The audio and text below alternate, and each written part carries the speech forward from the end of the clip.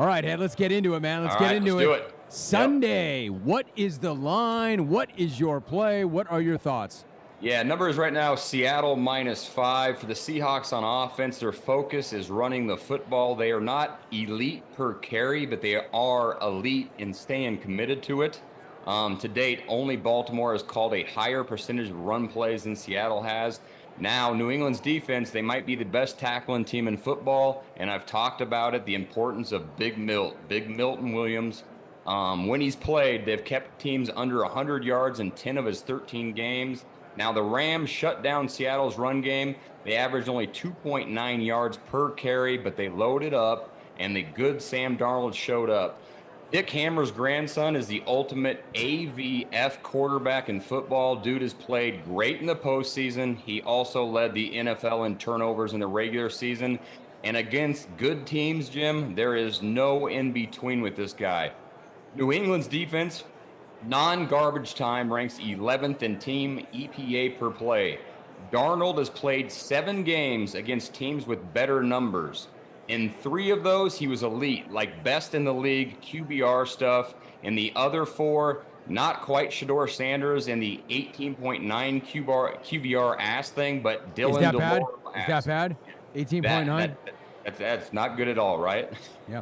That's how Sam was just a little bit better than that too. So it depends which one we'll see here, but good news for him. Only Bob Salas and Kyle Long there, his Bears, allow a higher completion percentage than the Patriots do of playoff teams. So be patient, Sam. Another positive sign, during the regular season, the Patriots were actually the worst red zone D of the playoff teams here. So that's good too. Yeah.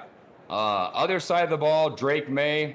He has to be off the charts for them to win. The difference here is Seattle could win with Darnold not playing elite. I mentioned Sam's 7 toughest games. They won 6 of those. Drake, it can't happen against this team. And the bad news, his running game, that's middle of the pack. It's going against the best run D in football. More bad news, he's taken 5 sacks in each playoff game thus far. And like Houston, Seattle does not blitz, so coverage will be tighter when he's throwing the football. And do you know Ronald McDonald's defense is also top 5 in the red zone? So that's more bad news for him. Do you know the grimace? Drake has to be on point, and he has to use his leg. But all of that, and add the fact that Seattle also is better on special teams.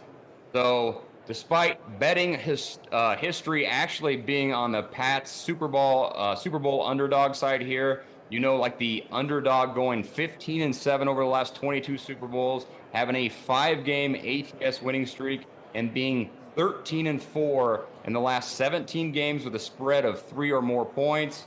I'm riding with the Seahawks. If they cover here, have a chance to be the best ATS team in a season since the 2016 Patriots.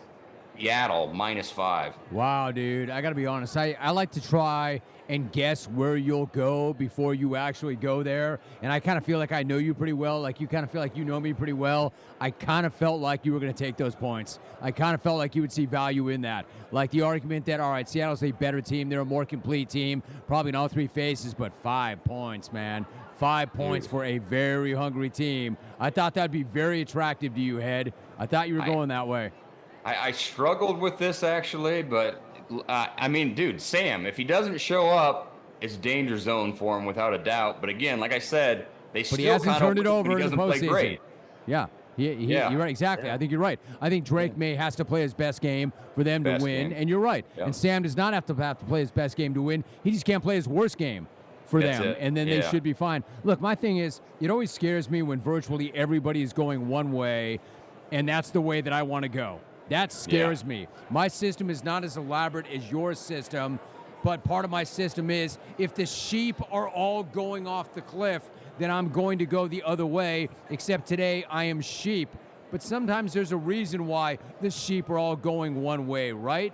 So everybody here seems to be riding with the Hawks, sleeping on the Pats. We just talked about Tom Brady, who just gave them a lot more fuel. But the fact of the matter is, top to bottom, I think Seattle has been the most complete team in the NFL. I think they're better in all 3 phases. I don't really see a weakness. And that whole easy schedule thing, Ed, I've defended the Patriots against that But the truth is, they've had a really easy schedule. And then on top of that, they've caught every break in the postseason as well. They ran into CJ, who had a horrible, horrible game. They got steady, all right? So the Seahawks, to me, I love them straight up, but we're not doing it straight up. The line scares the hell out of me, but I'll be transparent. I smashed them the second the conference championship games were over, and I got them at 4.5. So I smashed them at 4.5. And I'm going to ride with them. I did that early and often, and I hit them hard. So we'll see. We'll see. But you and I are on the same page. Go Hawks. Go Hawks. Go Hawks. Hey, Seattle. Hey, Seattle. Don't let us down. We want some money. Dude, you got any prop bets, too? Oh, I got plenty of them. You want them all? Hit me with some prop bets. All right. Let's go NFL MVP, or the Super Bowl MVP right here. Darnold's a favorite. That's a smart choice, but we don't like the numbers. So I'm going to go with Kenneth Walker, actually, at plus 900. If Seattle runs successfully, obviously Charbonnet's not there. Walker's going to get the red zone touches. He is an elite runner. If his line blocks, that could be good value at plus 900. Other props for New England. Drake May, over 20.5 completions and over 37.5 rushing yards. We talked about it. He's got to use his legs, and the Seahawks actually, they're not the best tackling team out there, and only 3 teams were worse with 5 yards per carry for quarterbacks, so we like that bet. Hunter Henry. Is that an unusual stat to you?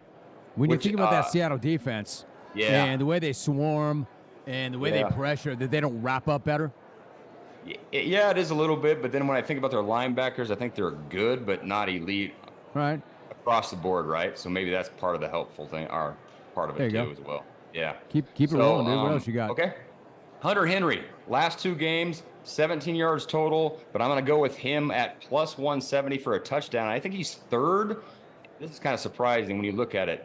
Third receiving yards touchdowns in the entire NFL, so I like him to make a touchdown here. Ramondre Stevenson, over 24.5 receiving yards, because I think Drake's going to have to get rid of the football a lot here. Travion Henderson, over 23.5 rushing yards and receiving yards. Also, Henderson, plus 400 to score a touchdown.